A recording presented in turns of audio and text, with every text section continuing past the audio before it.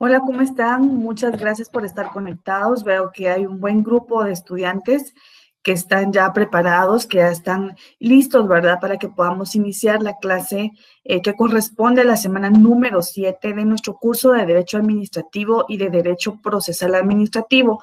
Muchas gracias por la puntualidad y muchas gracias por conectarse desde cualquier lugar en el que ustedes se encuentren, ya sea en su casa o atendiendo alguna actividad, ¿verdad? Que también es importante, pero cabe mencionar que este estudio que ustedes están realizando, la preparación que ustedes están permitiéndose, ¿verdad?, obtener de cierta manera, es importante que ustedes le dediquen el tiempo oportuno, que ustedes estén preparados y de verdad les deseo lo mejor en cada una de las actividades que ya hayan iniciado en esta jornada de estudios y que la terminen, ¿verdad?, con mucho éxito. Gracias por estar conectados, gracias por poder compartir con su servidora. Ya estamos en la semana número 7. El código del curso es FG747 y el tema que estaremos abordando en la presente clase se denomina control de la actividad administrativa del Estado. Como en la primera clase y en las clases sucesivas que hemos venido compartiendo en el transcurso de las 7 clases, ¿verdad?, 5 clases y pues con la presente clase, que es la número 7, hemos tenido la oportunidad de conocer diferentes aspectos. Yo, como en cada una de las clases, invito a cada uno de ustedes para que consulten su programa de estudios, que ustedes vayan de la mano con el programa.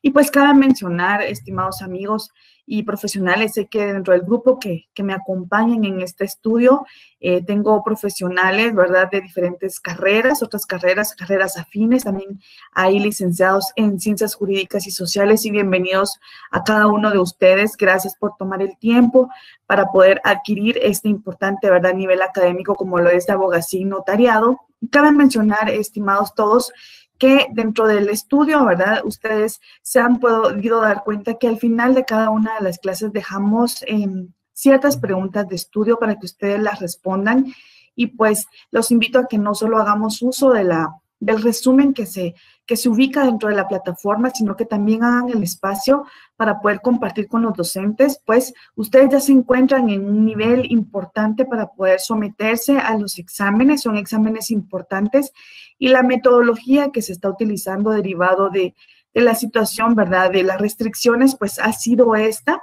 Sin embargo, pues considero que hemos abordado el contenido del programa de la mejor manera y pues si no estoy mal, estamos hoy con celebrando, ¿verdad?, el primer aniversario de esta situación que vivimos ya a nivel mundial por el tema del COVID-19. Recuerdo que aproximadamente, si no estoy mal, hace un año estábamos ya teniendo información preliminar con relación a las restricciones y esto nos ha permitido compartir con cada uno de ustedes a través de este medio, pero sé que ustedes también han hecho su mejor esfuerzo desde el espacio en el que ustedes se encuentran, han organizado su tiempo para dedicarle a las diferentes fases a las que se están sometiendo.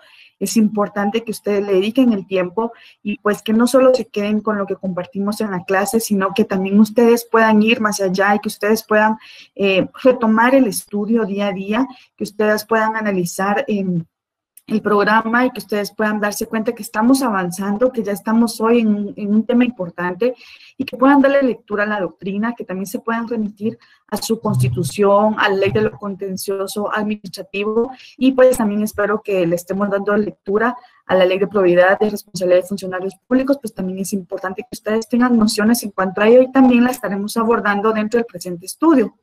Vamos entonces a iniciar la clase, espero que al finalizar ustedes puedan complementar, ¿verdad?, el tema que estaremos abordando y que ustedes puedan considerar que se han abordado los conceptos correspondientes para que ustedes puedan comprender correctamente, ¿verdad?, que todos tengamos la misma noción en cuanto al control de la actividad administrativa del Estado.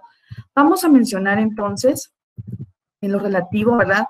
No avanza la diapositiva, vamos a ver qué pasa. Vamos a ver. Y vamos a ver lo relativo al objetivo del estudio. Considero que no está avanzando las diapositivas y vamos a verificar para que ustedes puedan tener la información. Vamos a esperar. Tal vez está un poquito de problemas técnicos. sé si está avanzando la diapositiva para ustedes, pero me parece que no. Vamos a empezar.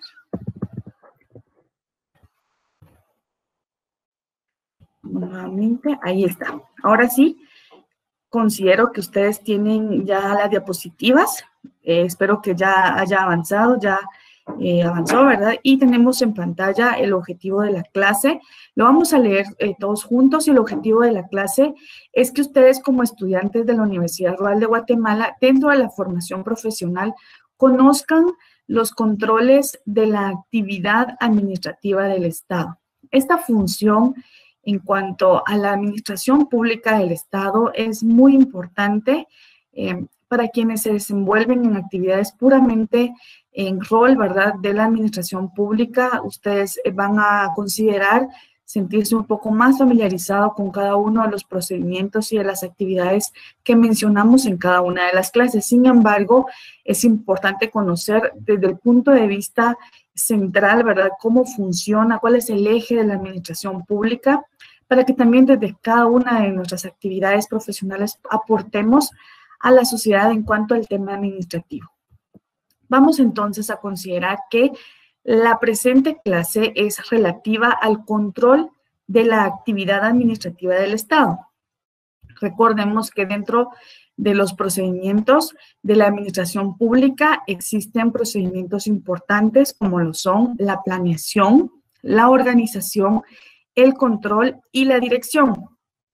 Todos ellos, ¿verdad?, de forma resumida, se puede considerar que llega a un momento en el cual se le otorga ciertas facultades a la administración pública atendiendo a estos pasos, a estos principios tan importantes como lo son la planeación, la organización, el control y la dirección que la administración pública debe de tener dentro de cada uno de los ejes. Y en esta oportunidad estaremos conociendo temas importantes. Vamos a iniciar identificando temas específicos, por favor, para que consideremos el control de la actividad administrativa del Estado. Vamos a ir enumerándolos y posteriormente vamos a socializar cada uno de estos enunciados para que ustedes tomen nota y que ustedes tengan el tiempo suficiente para hacer las anotaciones y si también existen artículos tanto de la Constitución a los que le demos lectura, artículos de la ley del organismo legislativo o ejecutivo, si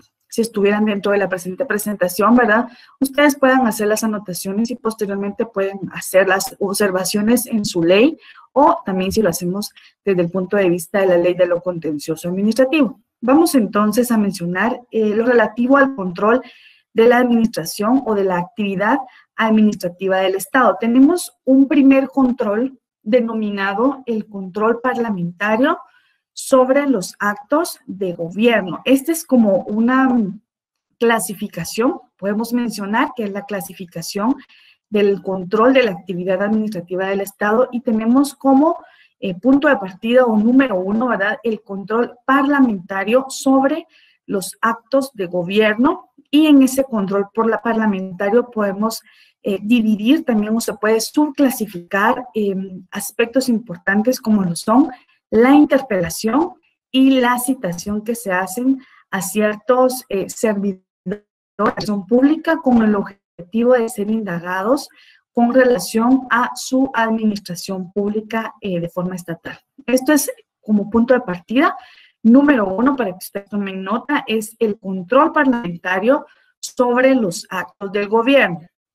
Vamos a avanzar para que ustedes puedan conocer más, considerando, ¿verdad?, este tema tan importante que estaremos abordando en la presente clase. Y tenemos un segundo control, que es el control administrativo, y podemos mencionar como definición importante, que es la actividad que se desarrolla dentro de la esfera de la administración pública. Este es un segundo control dentro de los controles de la administración pública, para que ustedes tomen nota de ello. El primero, ¿verdad?, hacíamos mención al control parlamentario sobre los actos del gobierno y ahí tenemos ubicado lo que es la interpelación y la citación como ejemplos claros de este control. Y tenemos un segundo control que es el control administrativo y acá encontramos el control de oficio o control jerárquico. también encontramos el control a petición de parte y podemos también considerar un control técnico, que es importante, y más adelante estaremos compartiendo con ustedes una definición de lo que se refiere a este control técnico para que ustedes conozcan cuál es el sistema administrativo que se desenvuelve o que se maneja a través de los diferentes controles de la actividad administrativa del Estado. Tenemos entonces una segunda subclasificación atendiendo al control administrativo, y acá podemos mencionar que el control administrativo es la actividad que se desarrolla dentro de la esfera de la administración pública. Acá podemos mencionar también que se dan dos supuestos importantes de control y podemos mencionar como un 2.1 el control de oficio o control jerárquico. En 2.2 podemos mencionar un control a petición de parte y también podemos considerar como un numeral 2.2 un control técnico.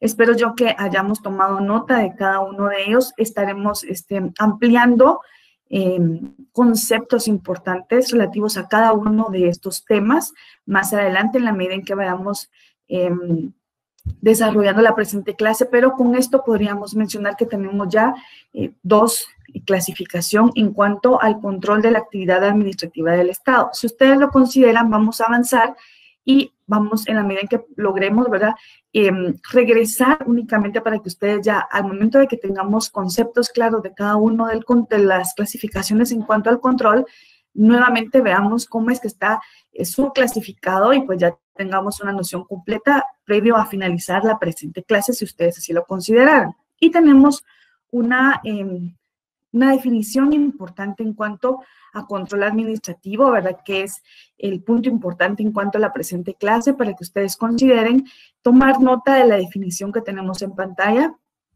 Espero que la diapositiva esté caminando. Yo desde acá, ¿verdad?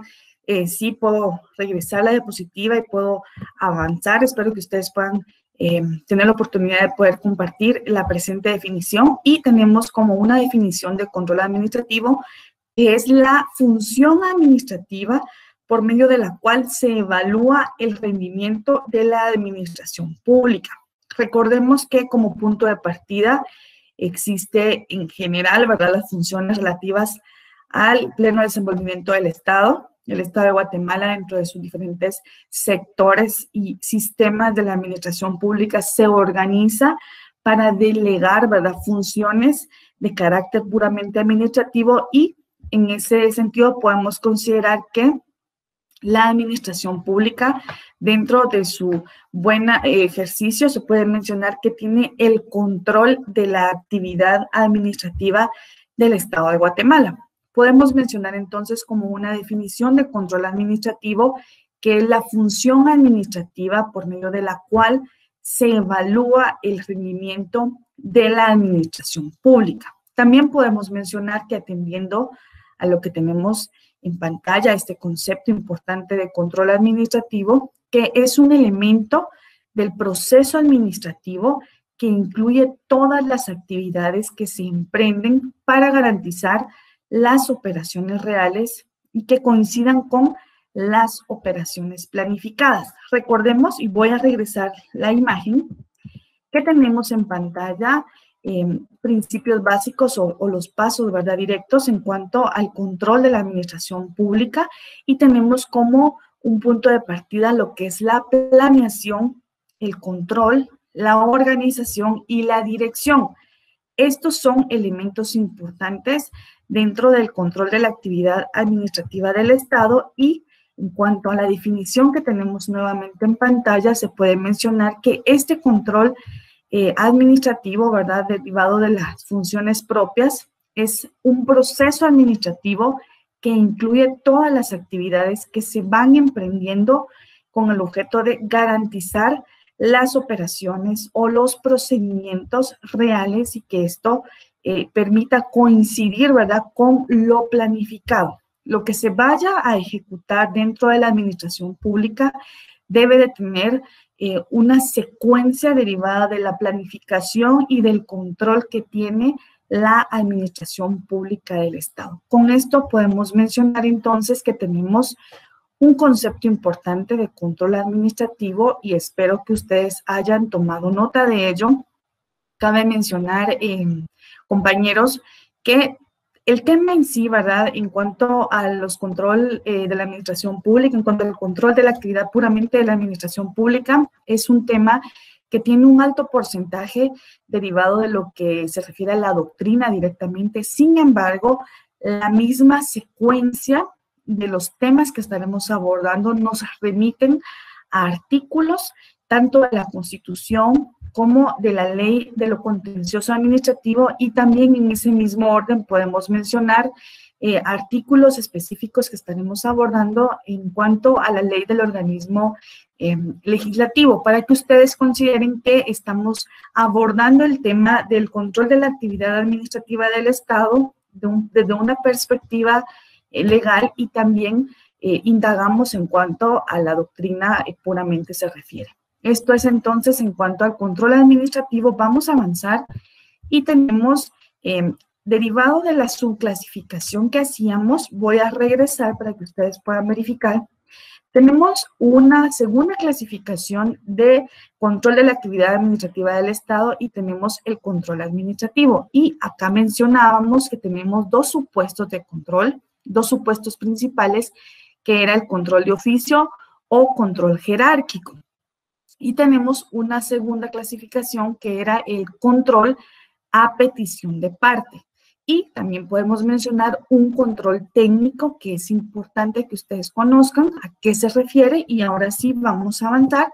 Y tenemos en pantalla lo que es el control técnico para que consideremos tomar nota, ¿verdad?, de este tema. Y pues no solo con el objetivo de responder a las preguntas que siempre dejamos en las actividades, ¿verdad?, al finalizar, sino pues para que ustedes conozcan en cuanto a esto se refiere. La presente clase considero que es importante, derivado que estaremos ejemplificando, ¿verdad?, aspectos importantes en cuanto al control parlamentario, considerando, ¿verdad?, los actos propios de la administración pública en su propia jerarquía, y como a manera de ejemplo estaremos citando y abordando el tema de la interpelación y de la citación que hacen los diputados al Congreso dentro del derecho que la propia Constitución les faculta a los diferentes ministros de Estado, y ustedes pues harán las anotaciones correspondientes. Espero que tengan al alcance, ¿verdad?, algún documento en el que ustedes puedan anotar, y posteriormente pues también ustedes puedan considerar darle la lectura nuevamente a los artículos que mencionemos. Cabe mencionar, ¿verdad?, que lo que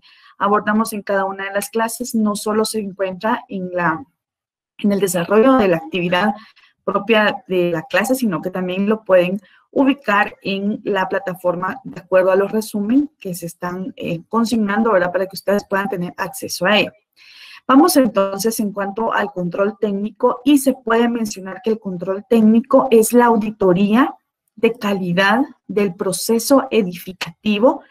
En este sentido, podemos abordar una fase de proyecto y una fase de ejecución. Se recuerdan que estuvimos viendo una imagen en cuanto a los pasos de la administración pública, que teníamos control, planificación, organización, y esta es parte de ello, considerando que el control técnico se ha delimitado como esa auditoría o esa investigación, si lo podemos mencionar de esa forma, que contiene, ¿verdad?, aspectos propios a indagar en cuanto a la calidad del proceso edificativo, incluyendo las fases del proyecto y las fases de la ejecución, considerando que el control técnico es necesario para las distintas responsabilidades que en orden de jerarquía realizan los órganos especializados de la administración pública sobre órganos administrativos con competencia específica. Esto es entonces una definición clara, una definición importante del control técnico, atendiendo, ¿verdad?, al control administrativo del Estado, y pues en su mismo orden considerando el tema que estamos abordando, que es el control de la actividad administrativa del Estado. Con esto podríamos mencionar que tenemos ya dos clasificaciones. Tenemos un control parlamentario, un control administrativo. Este control administrativo tiene una subclasificación que es un control de oficio o control jerárquico, que va en su jerarquía correspondiente. También tenemos un control derivado de solicitud o petición de parte, y también podemos mencionar que tenemos un control técnico. ¿A qué se refiere ese control técnico? Y ya tenemos acá en pantalla, considerando que es, atendiendo a la doctrina, una auditoría puramente de calidad, ¿verdad? Atendiendo a dos fases importantes, que es la fase de proyecto y la fase de ejecución, y esto se deriva por la responsabilidad que en el mismo orden de jerarquía contiene o se somete, ¿verdad?, en cuanto a los órganos especializados de la administración pública sobre órganos administrativos con competencia específica. Esto es para que ustedes consideren lo relativo al control técnico de la actividad administrativa del Estado. Vamos entonces a avanzar y vamos a mencionar también aspectos importantes del control administrativo. Cuando tenemos acá en pantalla una A con una P, a eso nos referimos con administración pública, para que ustedes consideren que son abreviaturas que consignamos con el objeto de, pues, abreviar, ¿verdad? Y que ustedes puedan tener más información de acuerdo a la presentación que estamos compartiendo con cada uno de ustedes, y son puramente tecnicismos como vamos identificando a la administración pública.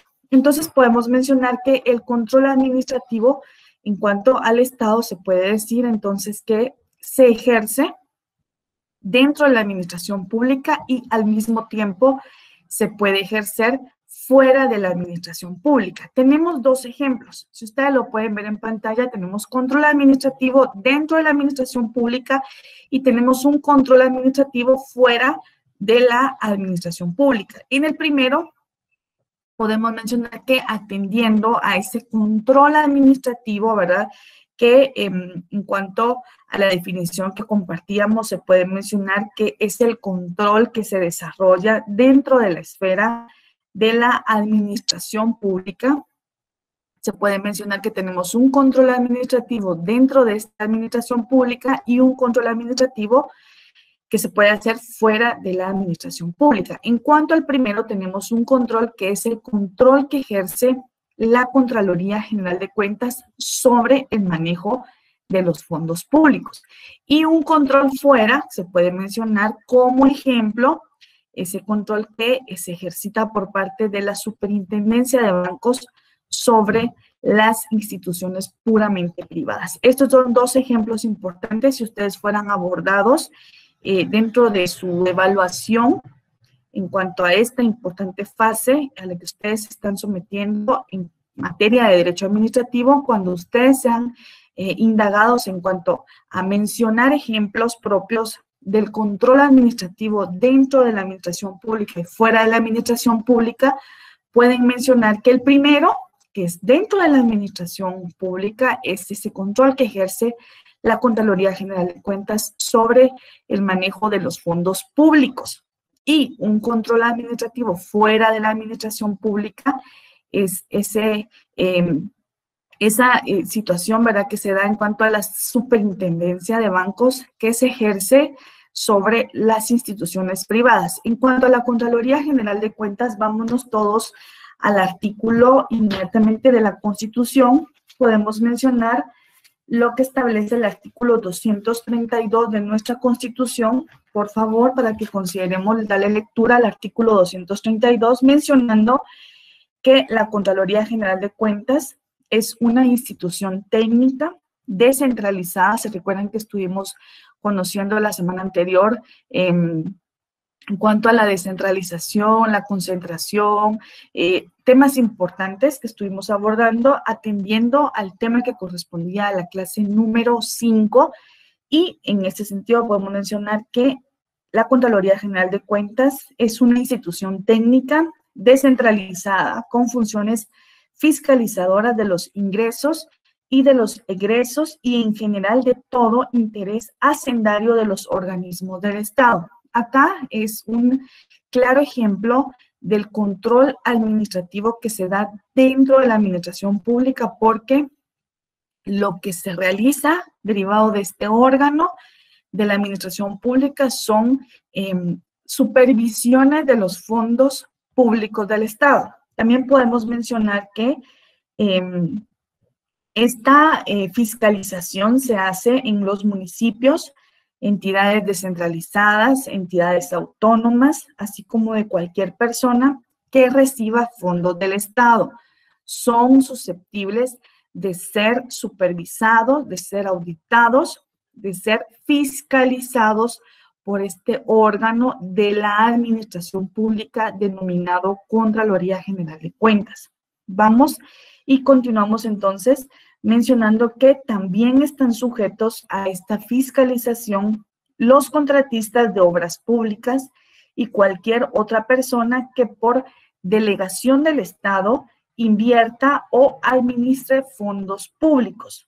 Cabe mencionar entonces que su organización, funcionamiento y atribuciones serán determinadas por la ley. Esto es en cuanto a una institución técnica descentralizada denominada Contraloría General de Cuentas, y le estamos dando lectura al artículo 232 de nuestra Constitución Política de la República de Guatemala. Cabe mencionar entonces que este artículo no establece excepción alguna, ¿verdad? Y entonces, por lo tanto, es una entidad, ¿verdad?, que tiene como pilar fundamental dentro de las facultades que se le otorgan derivado de la Constitución el tema de ser fiscalizadora de todas las instituciones técnicas y descentralizadas del Estado. Esto es en cuanto al artículo 232 y era a manera de que ustedes puedan tener un ejemplo claro derivado del control administrativo que se ejerce dentro de la administración pública. Y fuera de la administración pública tenemos a la Superintendencia de Bancos, que ejerce funciones puramente de fiscalización. Se pueden mencionar como, por ejemplo, la administración que se ejerce con instituciones privadas. Esto es en cuanto al control administrativo y vamos a avanzar. Y tenemos un tercer control dentro de la administración pública denominado control judicial. Espero que ustedes estén tomando nota de ello para que consideren que en cuanto al control judicial tenemos número 1 o 3.1, ¿verdad? Porque vamos subclasificándolo. Espero que ustedes hayan considerado la subclasificación del apartado número 1, del apartado número 2 y ahora tenemos ya el número 3, que es el control judicial. Y podemos mencionar que el control judicial se subclasifica de la siguiente manera: como un control privativo, y dentro de ello podemos atender a los procedimientos claros del proceso contencioso administrativo. Esto es muy importante y ya lo estaremos entrando a conocer. Recordemos que derivado de lo que nos recomienda nuestro programa de estudios, tenemos que hacer uso no solo de la teoría, sino que también de la práctica. Espero que ustedes pues tengan ya contenido importante para considerar, darle la lectura oportuna y que ustedes puedan tener el espacio para poder iniciar con puramente los procedimientos. Cuando entremos ya de lleno, ¿verdad?, a abordar temas procedimentales, su servidor estará compartiendo con ustedes alguna lectura recomendada. No me permitiría mencionarlo desde ya porque estamos únicamente culminando una primera etapa, ¿verdad?, en cuanto a las evaluaciones correspondientes, y estaríamos entonces completando una primer parte en cuanto a la teoría. Cuando estemos, ¿verdad?, ya verificando lo relativo a la parte práctica, sí les pediría, ¿verdad?, que consideremos hacer uso de ciertas leyes que tenemos que tener a la mano y les voy a mencionar por qué. Si bien es cierto, podemos hacer anotaciones importantes en algún apartado, en algún texto en el que estemos llevando la secuencia del contenido que compartimos en cada una de las clases, hay aspectos importantes que inmediatamente los podemos ir consignando en la propia ley y pues considero importante que ustedes puedan hacer ello para ir subrayando y para poder tomar nota de los artículos que estaremos mencionando. Vamos entonces, si tenemos, como lo mencionábamos, un control judicial, y acá encontramos una subclasificación atendiendo a un primer control denominado privativo, y a un segundo control que tenemos, que es el denominado control constitucional. En el primero, los dos controles en cuanto al control judicial son muy importantes. El primero toca un tema importante para nuestro estudio, que es el proceso contencioso administrativo como un ejemplo, y el segundo hace mención de una acción o proceso de amparo dentro de las garantías constitucionales, y acá este control judicial lo ubica dentro de este control constitucional. Con esto tenemos entonces las tres subclasificaciones del control de la actividad administrativa del Estado. Espero que ustedes hayan podido anotar la información correcta.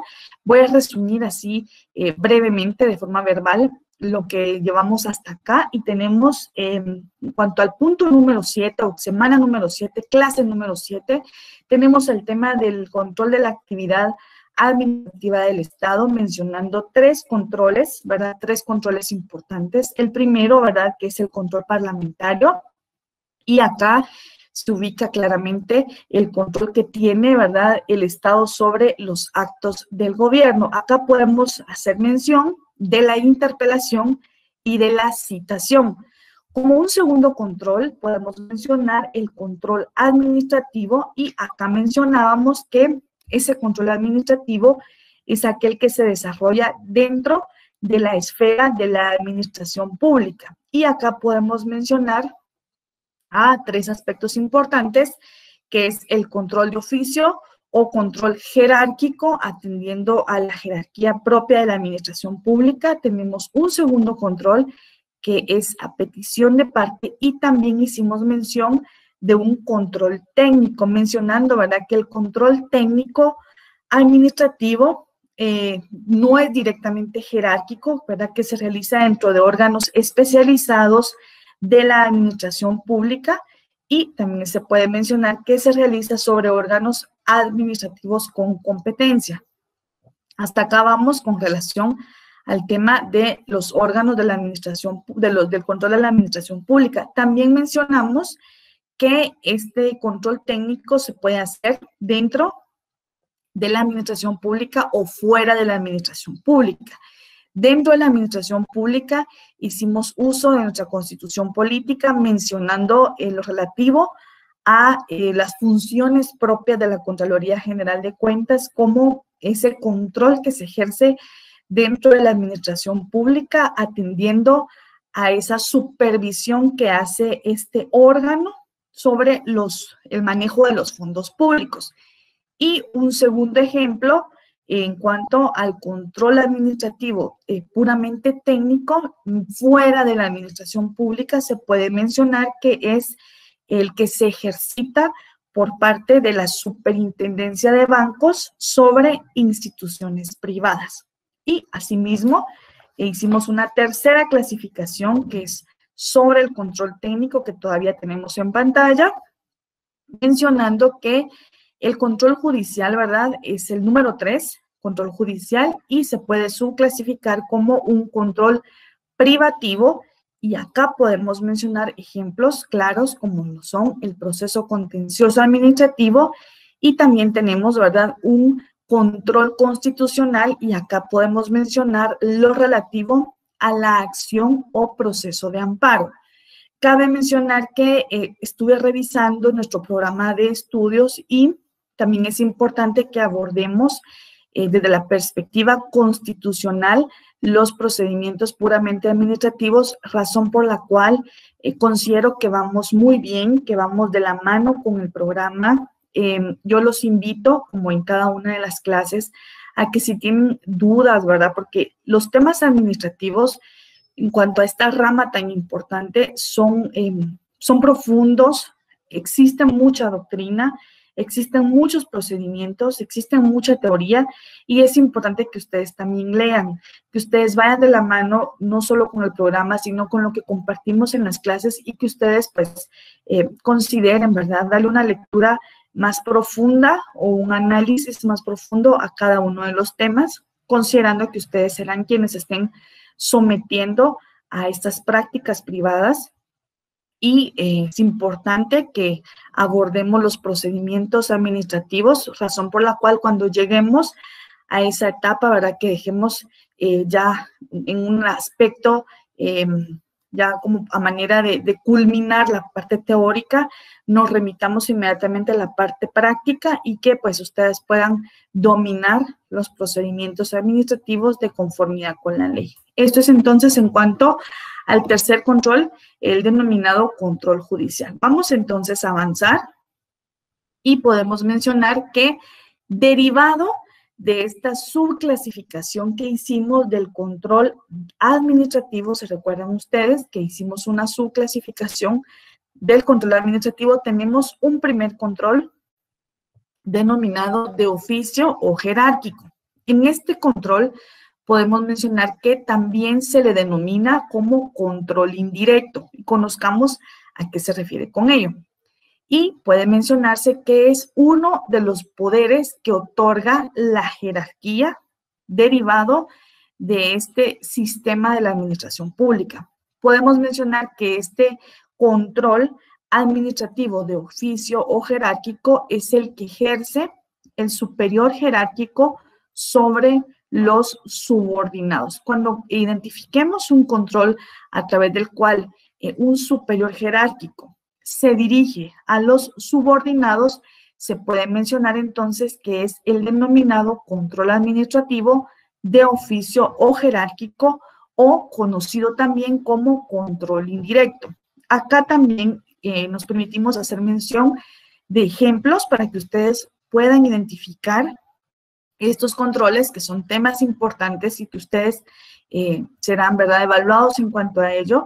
Y mencionamos un ejemplo y es cuando un ministro de Estado tiene la facultad de control sobre los actos, sobre las decisiones y sobre las resoluciones de sus direcciones generales. Este es un ejemplo claro, es importante que ustedes tomen nota de ello y vamos a repetir en cuanto al control de oficio jerárquico atendiendo al control administrativo. Como ejemplo se puede mencionar la facultad que tiene, ¿verdad?, un ministro de Estado sobre el control de los actos, de decisiones y de las resoluciones de sus direcciones generales. Esto es en cuanto al control administrativo de oficio o control jerárquico, para que ustedes tomen nota y pues en ese sentido podamos considerar que estamos subclasificando, conociendo, ¿verdad?, desde otra perspectiva el control administrativo del Estado. Vamos entonces a avanzar y vamos a mencionar elementos importantes que tiene este control atendiendo, ¿verdad?, a la naturaleza propia, mencionando entonces que derivado de ello se puede mencionar que los elementos importantes que deben de existir dentro de este control de oficio o jerárquico tienen que existir los siguientes supuestos. Número uno, que exista jerarquía entre los órganos de la administración pública o entre los órganos administrativos. ¿Qué quiere decir? Que deben de contener una misma competencia. Y en segundo lugar, podemos mencionar que como un elemento también de este control es que previamente al acto se realice la notificación correspondiente al particular.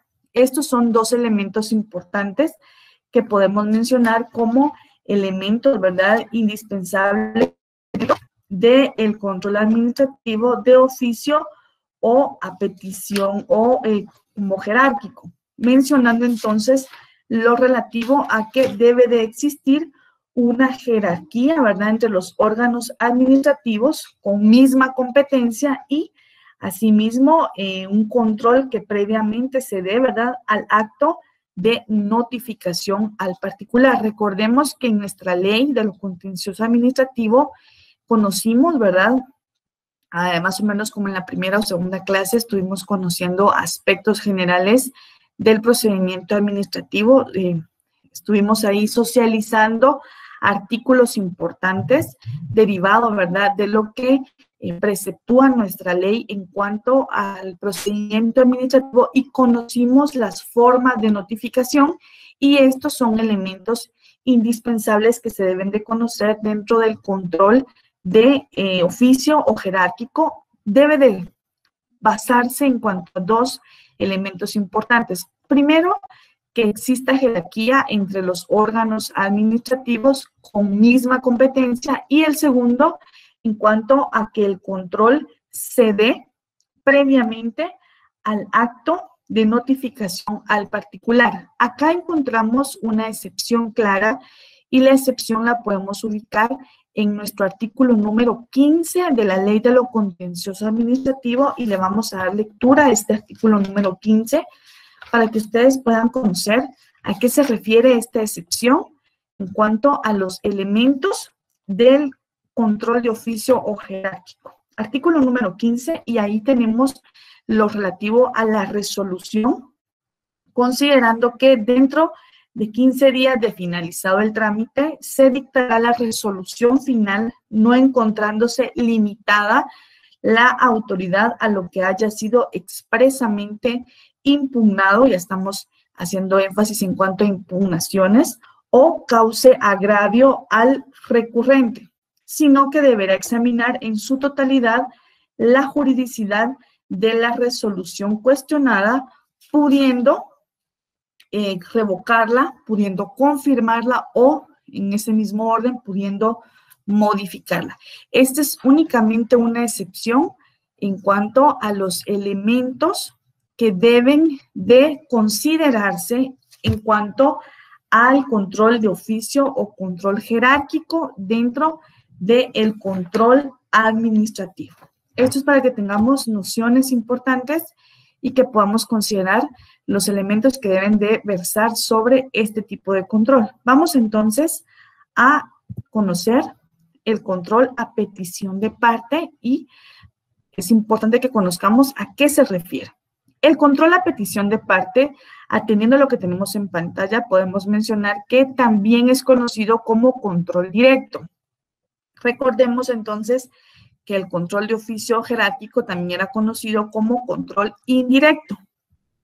Este, a su vez, es conocido como control directo y podemos mencionar que es el que los particulares o administrados ejercen sobre los actos de la administración.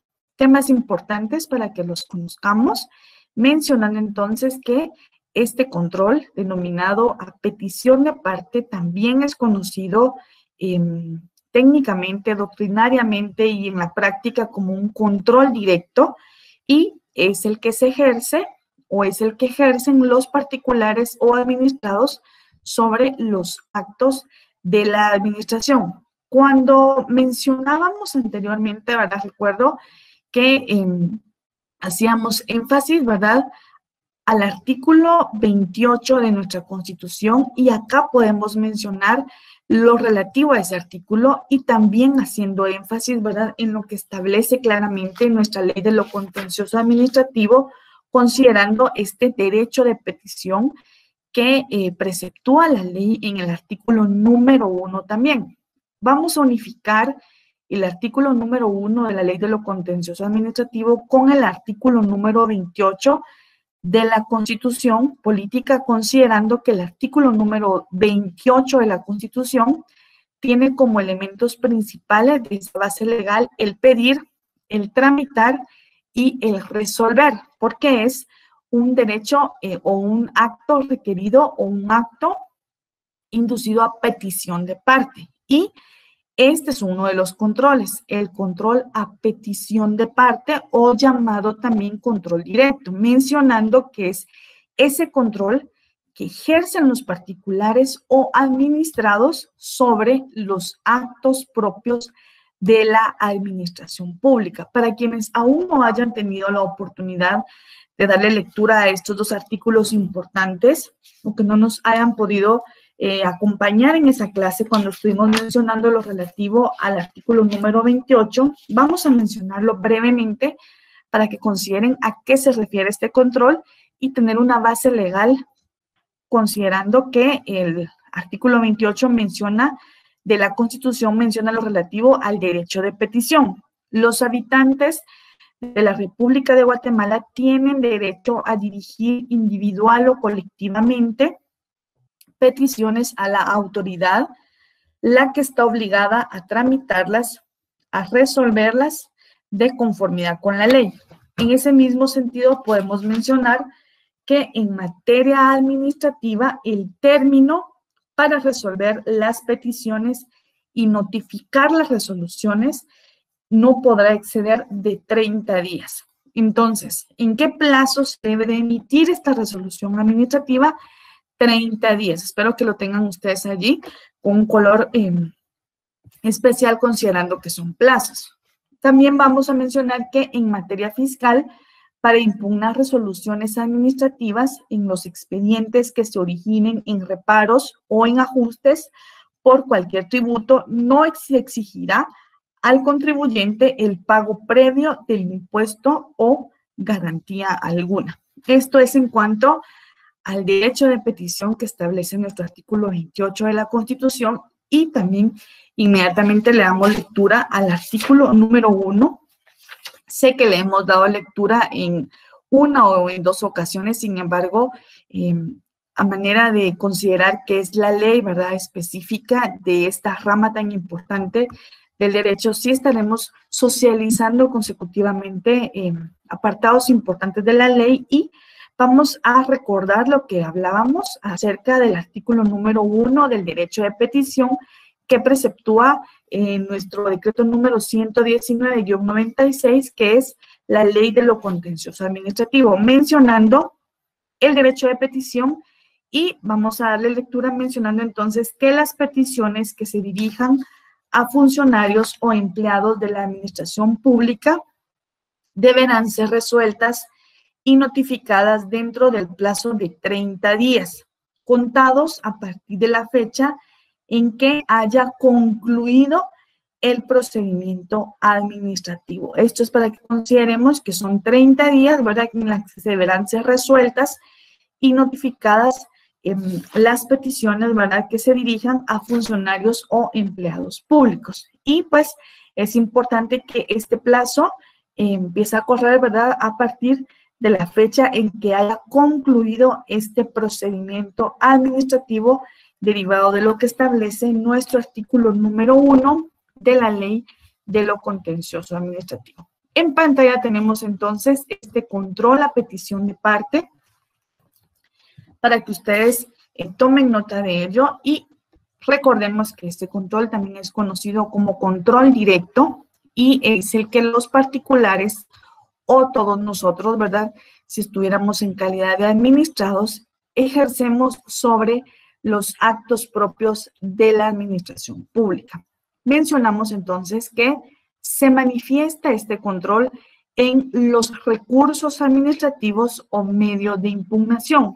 Más adelante estaremos atendiendo a lo que establece la ley de lo contencioso administrativo, pero recordemos que nuestra propia ley, si todo lo tenemos al alcance, podemos mencionar que derivado de los procedimientos que establece la ley de lo contencioso administrativo, en el artículo número 7, ¿verdad?, tenemos ya directamente el apartado de recursos, y ahí podemos encontrar recurso de revocatoria, y en el artículo número 9 podemos ubicar el recurso de reposición, claramente para que ustedes consideren, ¿verdad?, que tenemos recursos claros dentro de nuestra propia ley, y este control se ejerce puramente dentro de los recursos administrativos como medio de impugnación en el caso de que las peticiones de oficio o peticiones de parte que hagamos en calidad de particulares o en calidad de administrados no sean resueltos en el plazo que establece la ley. Por esa razón,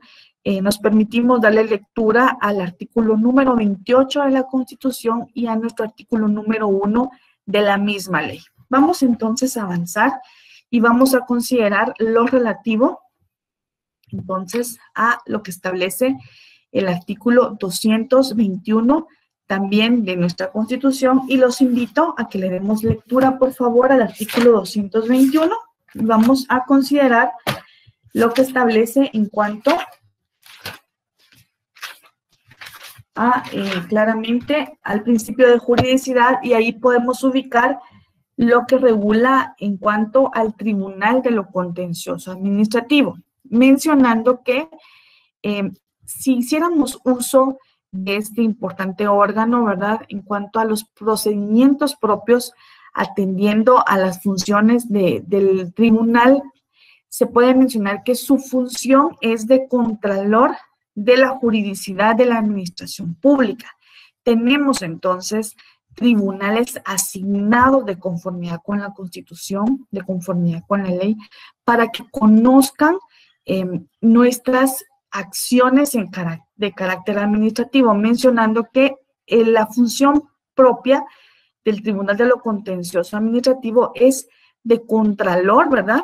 De controlador de la juridicidad de la administración pública y tiene atribuciones para conocer en caso de contienda por actos o resoluciones de la administración y de las entidades descentralizadas y autónomas del Estado, ¿verdad? Así como en los casos de controversias derivados de contratos y concesiones administrativas. Me permito compartir con ustedes que estamos ya próximos a conocer también contratos, mencionando lo que preceptúa este artículo 221 de la Constitución. Ya estamos conociendo el control de la administración pública, hemos conocido los sistemas, fuentes, todo el apartado principal, si lo podemos mencionar de esa manera, en cuanto a la administración pública, y ya estaremos conociendo los servicios públicos, estaremos conociendo los contratos administrativos para que ustedes hagan el espacio y se permitan, ¿verdad?, recibir las clases y que ustedes puedan tener información, ¿verdad?, y que ustedes puedan ir posteriormente al culminar cada una de las clases, puedan considerar, darle la lectura a lo que ustedes han anotado, a lo que ustedes han comprendido, pero que también ustedes vuelvan y se remitan a la ley. Esto es en cuanto al Tribunal de lo Contencioso Administrativo, mencionando que su función, ¿verdad?, es puramente de contralor de la juridicidad de la administración pública y tiene atribuciones para conocer, en caso de contienda, por actos o resoluciones de la administración pública y de entidades descentralizadas y entidades autónomas del Estado. Esto es para que ustedes vayan haciendo las anotaciones derivado de los artículos que mencionamos en las clases. Vamos a avanzar entonces y tenemos un artículo número 7 de la Ley de lo Contencioso Administrativo, tal como yo les mencionaba anteriormente. Acá podemos ubicar el recurso de revocatoria y mencionamos entonces que este recurso procede en contra de resoluciones dictadas por autoridad administrativa que tenga un superior jerárquico. Por eso es que se hace este vínculo en cuanto al artículo número 7 y a este control de oficio o jerárquico, considerando que hace mención de la jerarquía dentro de la administración pública. Vamos entonces y vamos a retomar ese tema mencionando que procede este recurso de revocatoria en contra de resoluciones dictadas por autoridad administrativa que tenga un superior jerárquico dentro del mismo ministerio o dentro de la misma entidad descentralizada o autónoma. Y esto lo ubicamos claramente en nuestro artículo número 7 de la Ley de lo Contencioso Administrativo, considerando que tenemos dentro de los dos controles principales del control administrativo, tenemos el primero, que es el de oficio o control jerárquico, al que ya le dimos la lectura, ya lo socializamos con cada uno de ustedes, y también ahora estamos conociendo lo que es el control, ¿verdad?, petición de parte, y este es un ejemplo claro. El control que se ejerce, ¿verdad?, considerando que podemos hacer uso del recurso de revocatoria, considerando, ¿verdad?, no estar de acuerdo con una resolución que fue dictada por una autoridad administrativa que tenga un superior jerárquico, pero dentro del mismo ministerio o dentro de la misma entidad descentralizada o autónoma, y esto lo encontramos en el artículo número 7 de nuestra ley. Vamos entonces a avanzar Y vamos a entrar a un apartado importante que yo les mencionaba al inicio, ¿verdad?, de la clase en cuanto a poder conocer a qué se refiere lo relativo a la interpelación que se hace a los ministros de Estado derivado de las facultades propias que le otorga la Constitución a los diputados o al Congreso de la República en su totalidad. Tenemos entonces, ¿se recuerdan ustedes cuando iniciamos la presente clase que hicimos una subclasificación del control? Y me voy a permitir compartirla nuevamente con ustedes para que ustedes recuerden lo que mencionábamos hace unos minutos en cuanto a esta subclasificación del control de la actividad administrativa del Estado. Ubicábamos un primer control mencionando un control parlamentario y aquí se hacía énfasis en cuanto a ese control que se tiene sobre los actos de gobierno. Este es el control claro en cuanto al control parlamentario sobre los actos de gobierno, mencionando que tenemos un concepto y podemos mencionar que es la figura jurídica que consiste en el control que ejerce el Parlamento sobre los actos de funcionarios públicos a través de la invitación, de la citación o de la interpelación a los ministros de Estado. Este es un control importante para que lo consideremos, que es uno de los actos propios, ¿verdad?, que le compete directamente a lo que es el organismo correspondiente, derivado de estas funciones o de estas facultades que la propia Constitución le otorga. Todos, en cuanto al rol que desempeñamos como funcionario público, como servidor público, ¿verdad?, dentro de los diferentes ejes, se puede considerar entonces que tenemos obligaciones inherentes, obligaciones propias de las facultades que se nos han delegado y tenemos la obligación de hacer una rendición de cuentas, si lo podemos mencionar de esa manera. Tenemos la obligación de poner, ¿verdad?, sobre la mesa, aclarar puntos importantes que estemos llevando a cabo sobre los actos propios. Y pues este es un ejemplo importante, el control parlamentario que tiene el Estado, ¿verdad?, sobre los actos propios del gobierno, y mencionando que es la figura jurídica que consiste en ese control que ejerce el Parlamento sobre los actos de funcionarios públicos a través de esa invitación que se hace o una citación a ser interpelados como ministros de Estado. Vamos entonces, y en pantalla tenemos, ¿verdad?, una imagen de la situación que se pueda dar, ¿verdad?, en cuanto a una interpelación o a una citación. Vamos entonces a conocer un poco más de ello, mencionando lo relativo a la interpelación, y podemos mencionar, si ustedes pueden hacer allí una anotación, ¿verdad?, ¿en qué consiste este procedimiento de interpelación? ¿Qué es interpelar? ¿Qué es interpelar? Estamos conociendo el control de la administración pública. Estamos ahora con el control puramente parlamentario. Estamos entonces conociendo a qué se refiere esa función que la Constitución le otorga al órgano para interpelar a los diferentes ministros. ¿Qué es interpelar? Interpelar proviene del verbo requerir o compeler o simplemente preguntar a alguien para que dé explicaciones sobre algo con el objeto de verificar si está cumpliendo correctamente con la obligación que le corresponde. A esto se le denomina interpelar. Esta palabra, como lo tenemos en pantalla, proviene, ¿verdad?, del verbo requerir, compeler o simplemente, ¿verdad?, indagar o preguntar a alguien sobre alguna situación propia, pero esta definición es puramente en cuanto a la función que ejercen los diferentes diputados sobre la función propia de los ministros de Estado.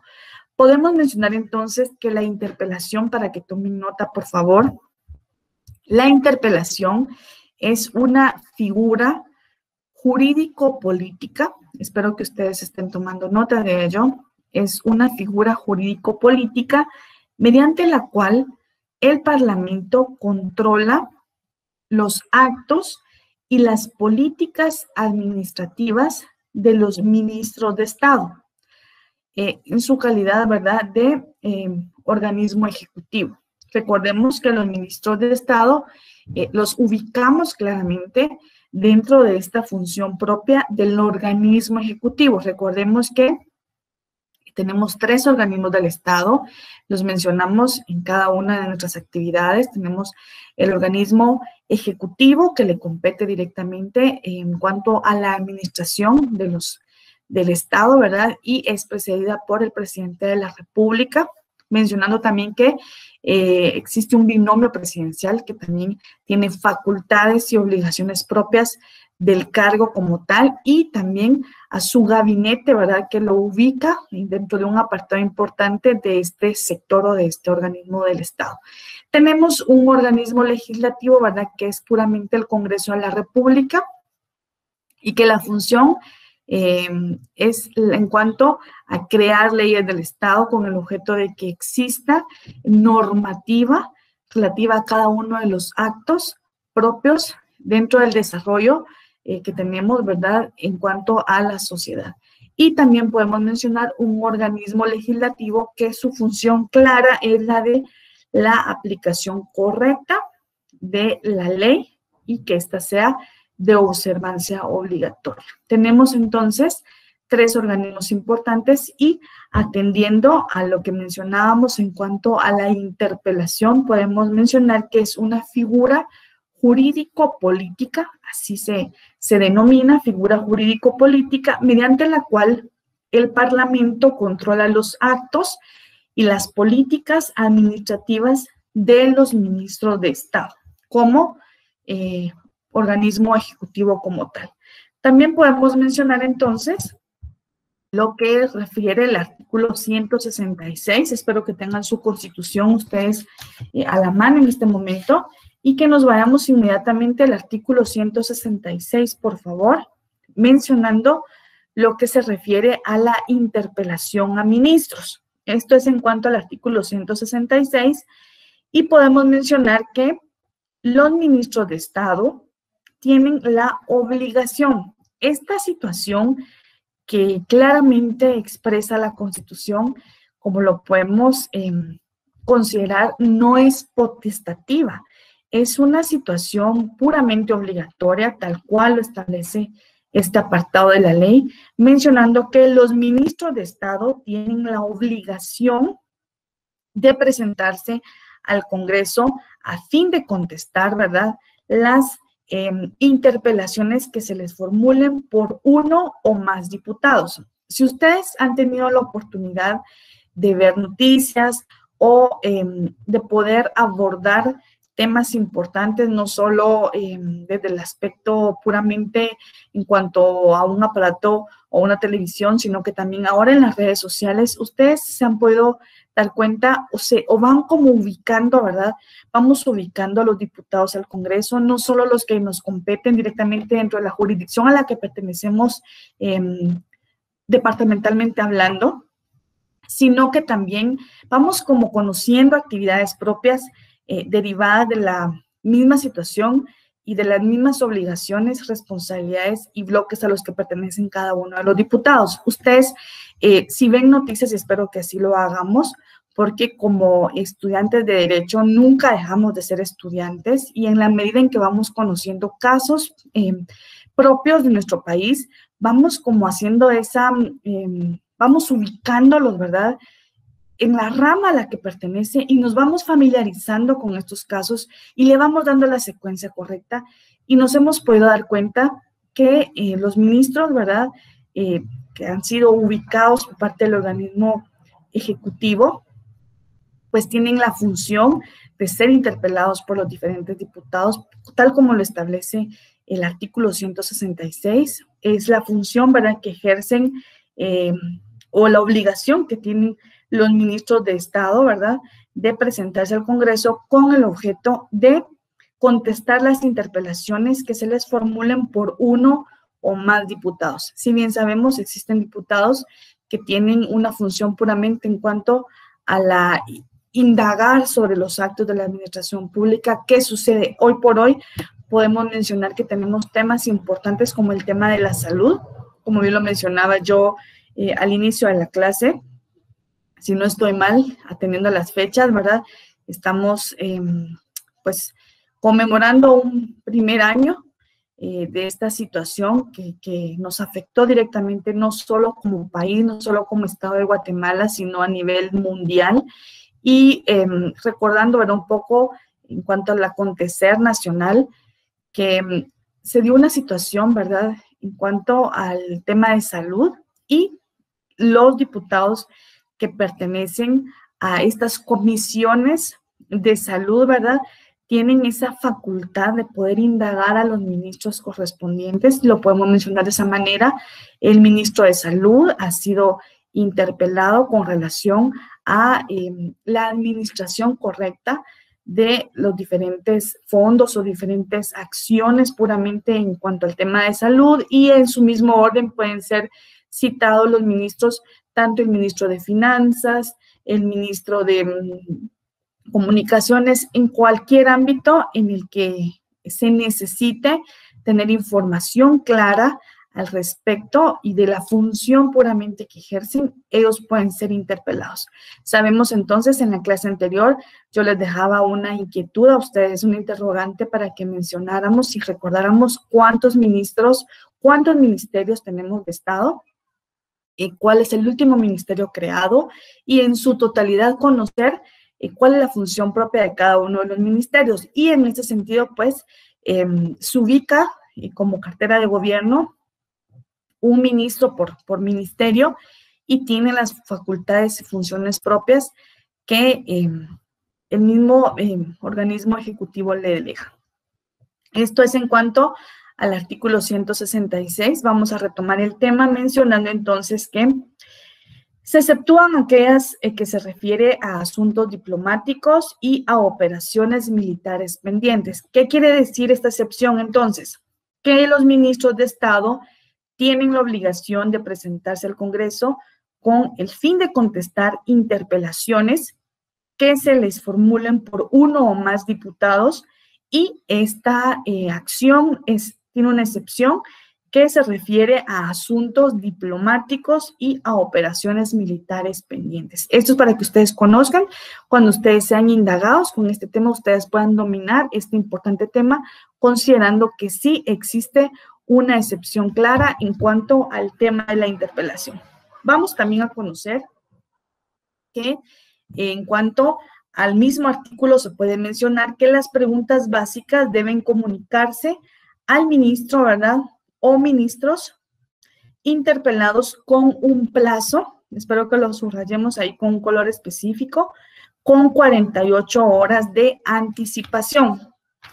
Ni el Congreso en pleno, ni autoridad alguna podrán limitar a los diputados al Congreso el derecho de interpelar. Los diputados al Congreso, dentro de las múltiples funciones que tienen y las múltiples actividades que tienen no solo la obligación, sino que también el derecho de interpelar a los ministros. Bien lo mencionaba yo anteriormente, en los últimos tiempos hemos vivido acontecimientos importantes.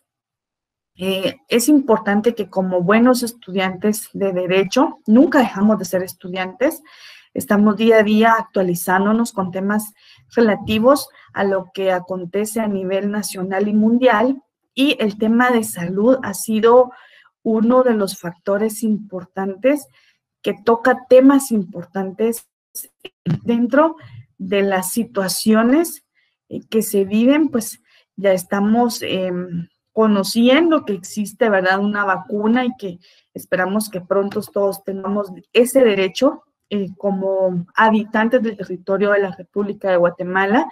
Sabemos que hay fases y que hay grupos especiales que deben de considerarse como prioritarios, y pues en algún momento también vamos a ser beneficiados con este tema tan importante. Y derivado de ello, en los últimos tiempos, si ustedes le dan la secuencia correcta a los temas de salud, pueden considerar que en cuanto a estos ministerios, relativamente al Ministerio de Salud, entre otros ministerios, han sido de cierta manera muy polémicos porque sí, el Congreso, los diputados del Congreso han hecho uso de ese derecho que la Constitución les otorga relativo a el tema de la interpelación, con el objeto de conocer procedimientos, con el objeto de conocer plazos, con el objeto de conocer sistemas, con el objeto de conocer qué va a pasar, en qué estado nos encontramos a nivel mundial en cuanto al tema de salud, entre otros factores importantes. Derivado de ello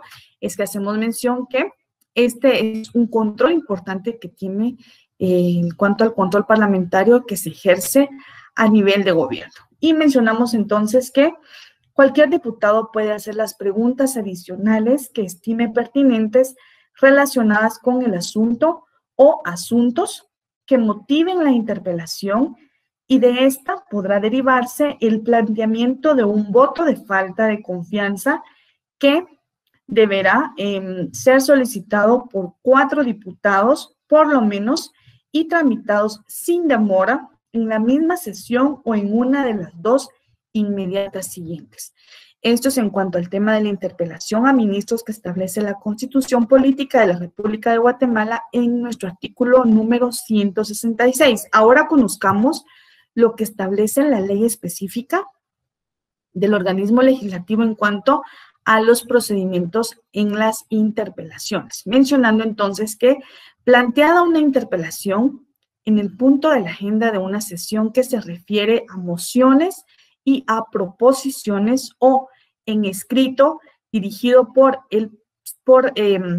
específicamente dirigido a la Secretaría del Congreso, de una vez se procederá por el presidente a anunciar la hora y la fecha de la sesión en que se llevará a cabo la interpelación, la cual deberá ocurrir no más tarde de una de las 5 sesiones inmediatas siguientes. Esto es, tal como lo preceptúa nuestro artículo 141 de la ley del organismo legislativo. Vamos a avanzar entonces mencionando que en el mismo acto, la Secretaría del Congreso procederá a notificar mediante oficio al ministro que ha de ser interpelado, citándolo entonces a concurrir.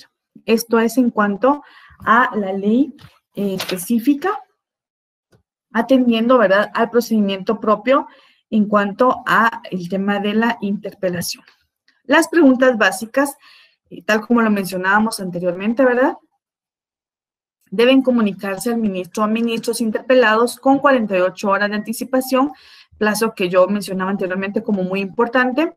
Ni el Congreso en pleno ni autoridad alguna podrán limitar a los diputados al Congreso el derecho de interpelar, calificar las preguntas o, en su caso, de restringirlas. Esto es para que consideremos que ningún ente, ¿verdad?, ningún sector, ningún órgano puede limitar a los diputados al Congreso en pleno, ¿verdad?, el derecho, ¿verdad?, a interpelar a los ministros correspondientes.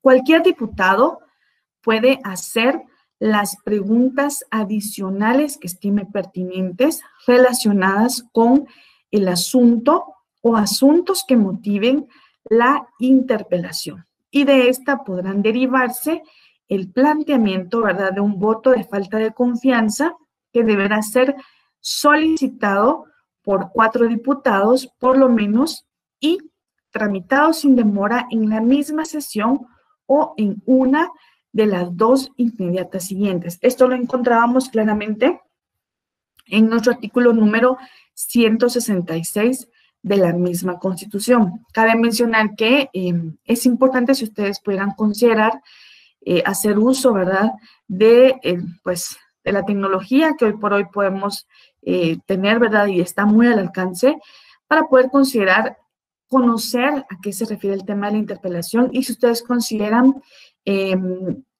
indagar en cuanto a las últimas interpelaciones que se han hecho, puedan hacer uso de algunas plataformas en cuanto a la tecnología, ¿verdad? Y ustedes pueden conocer cuáles son las últimas interpelaciones que los diputados al Congreso, dentro del derecho que tienen como tal, han hecho a los diferentes ministros atendiendo al tema de que se trata. Con esto podemos mencionar entonces que existe una asistencia obligatoria por parte de los ministros. Esto lo encontramos en el artículo 166 de nuestra Constitución, tal como lo mencionábamos anteriormente, una interpelación a ministros, y también lo podemos ubicar en nuestro artículo 140 también de la Ley del Organismo Legislativo. Vamos entonces a conocer qué dice, qué preceptúa la Ley del Organismo Legislativo con relación a esta asistencia obligatoria que los ministros de Estado tienen en cuanto a la facultad del Congreso a interpelar. Vamos entonces y mencionamos que, derivado de que esta asistencia, tal como lo menciona el artículo 166, es puramente obligatoria, se puede mencionar que las excusas en cuanto a interpelaciones y de qué manera se abordan desde la perspectiva puramente en cuanto a los ministros.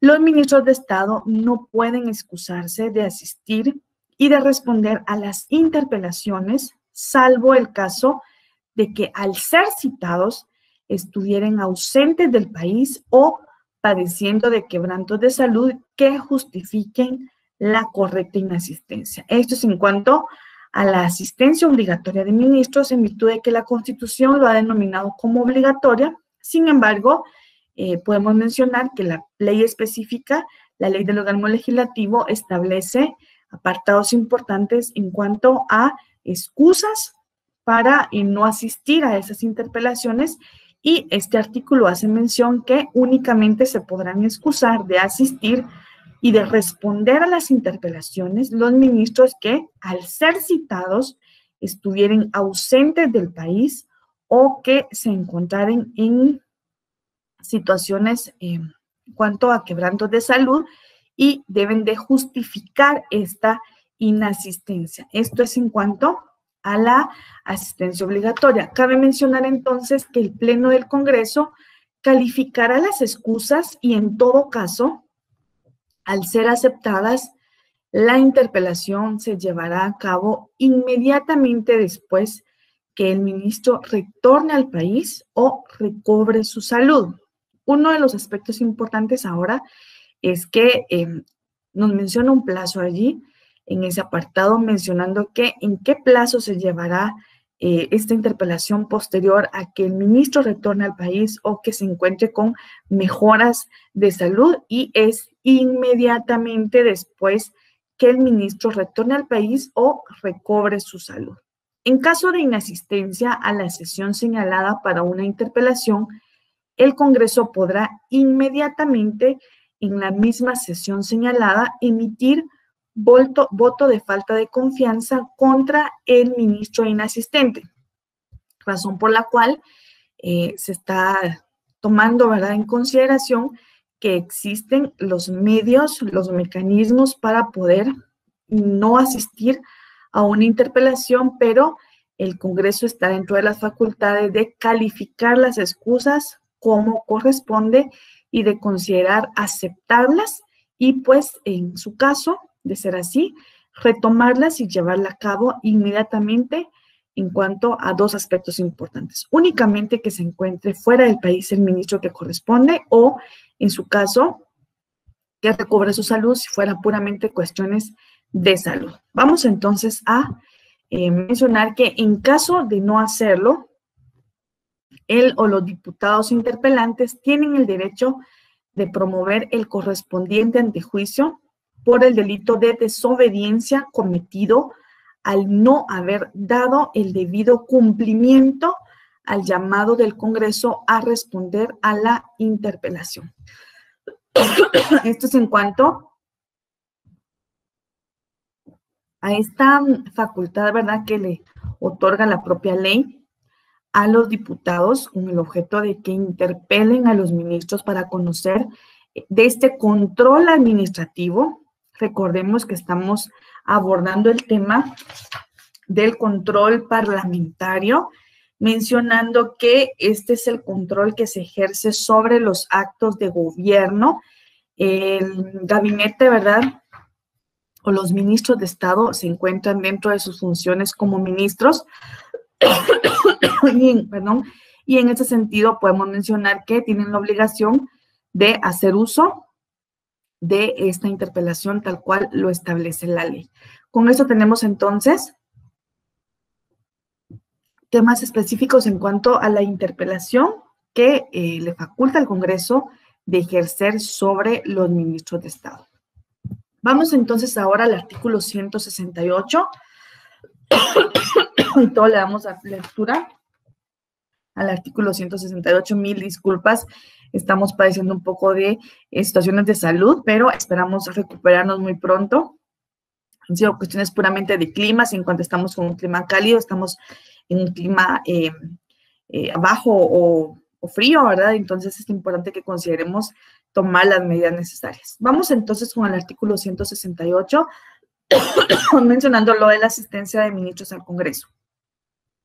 Cuando para el efecto sean invitados, los ministros de Estado están obligados a asistir a las sesiones del Congreso, de las comisiones y de los bloques legislativos. No obstante, en todo caso podrán asistir y participar con voz en toda discusión atinente a materia de su competencia. Esto es en cuanto al artículo 168 de nuestra Constitución. Cabe mencionar que podrán hacerse representar por los viceministros. Si ustedes le dan seguimiento a alguna interpelación, ustedes podrán considerar que en algunas ocasiones los ministros titulares hacen uso de este apartado que establece la Constitución en cuanto a que pueden hacerse representar por los viceministros, considerando que sí les faculta la ley para tal efecto. Y también cabe mencionar que todos los funcionarios y empleados públicos están obligados a acudir e informar al Congreso cuando sus comisiones o bloques legislativos lo consideren necesario.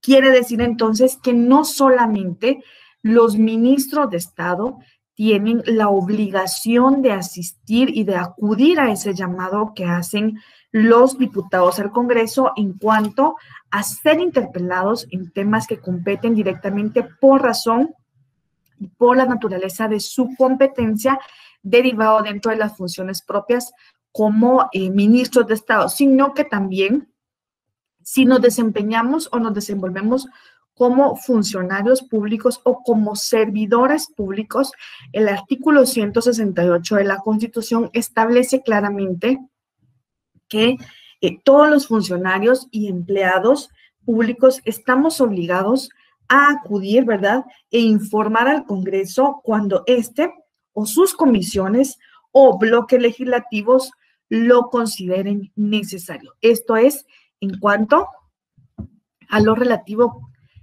propio de las asistencia que tenemos como funcionarios públicos, como servidores públicos, a acudir a esta citación que nos puede hacer los diferentes bloques de Estado, ¿verdad?, en cuanto al Congreso o a los llamados que nos puedan hacer los diputados al Congreso. Para resumir, en cuanto a la interpelación, podemos mencionar lo siguiente.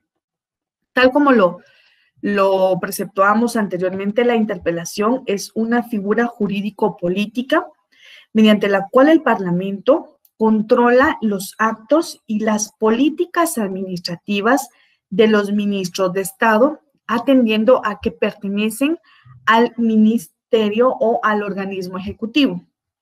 También podemos considerar que, atendiendo a lo que establece nuestro artículo 166 de la Constitución, establece lo relativo a la interpelación a ministros, mencionando que los ministros de Estado tienen la obligación de presentarse al Congreso a fin de contestar las interpelaciones que se les formulen por uno o por más diputados, y se exceptúan aquellas que se refieren a asuntos diplomáticos u operaciones militares.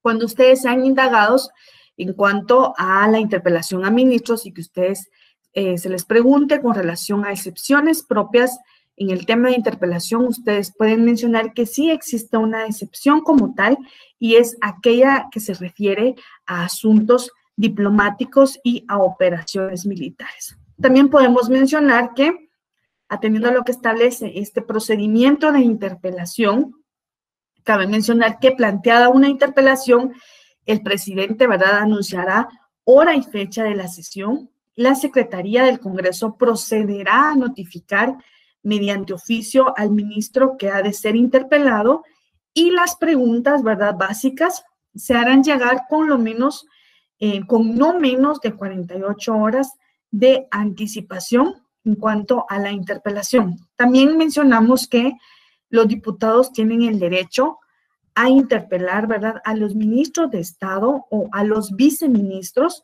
en funciones de ministro, y estos tienen la obligación ineludible, ¿verdad?, de presentarse al Congreso con la finalidad de responder a las interpelaciones que se les formulen. Asimismo, estuvimos abordando el tema de la obligación en cuanto a la asistencia de los ministros, que es un acto puramente obligatorio, no es potestativo, y se puede mencionar que los ministros no pueden excusarse de asistir y responder, salvo que estuvieran ausentes del país o padeciendo quebrantos de salud. Asimismo, podemos mencionar que las excepciones, tal como lo establece el artículo 166 de la Constitución, son asuntos diplomáticos y operaciones militares pendientes. Y terminada, ¿verdad?, la interpelación, ¿verdad?, pues se considerará la emisión, ¿verdad?, de voto de falta de confianza, y esta se propone, ¿verdad?, con el voto de 4 o más diputados. Y en ese sentido podemos considerar que finaliza la interpelación. Este tema tan importante en cuanto a la interpelación fue producto de conocer cómo se ubica el control de la actividad administrativa del Estado. Mencionamos 3 controles importantes. El primero, que fue el control parlamentario, que fue el tema que abordamos al finalizar la clase en cuanto al tema de la interpelación. El control administrativo lo abordamos desde una perspectiva de oficio o control jerárquico, haciendo mención también de un control a petición de parte y, muy importante, un control técnico. Y también estuvimos mencionando el control judicial, que se puede abordar desde el control privativo y el control constitucional. El primero en cuanto al proceso contencioso administrativo y el segundo en cuanto al control constitucional, haciendo uso de esas garantías constitucionales que establecen no solo la Constitución, sino que también la Ley de Amparo, Exhibición Personal y de Constitucionalidad. Con esto, estimados todos, hemos llegado al final de la presente clase. Voy a compartir con ustedes las preguntas que dejamos de estudio. Cabe mencionar que las preguntas de estudio sí son tema del contenido que compartimos en cada una de las clases, pero si ustedes tienen alguna duda, también los invito a que hagan uso del contenido de la clase, que ustedes puedan leer sus libros y que ustedes puedan leer la ley. Estuvimos abordándolo desde una perspectiva constitucional, desde una perspectiva en cuanto a la ley del organismo legislativo y en cuanto a la ley de lo contencioso administrativo. Vamos entonces a mencionar semana número 7, pregunta número 1, ¿cuáles son los controles de la administración pública?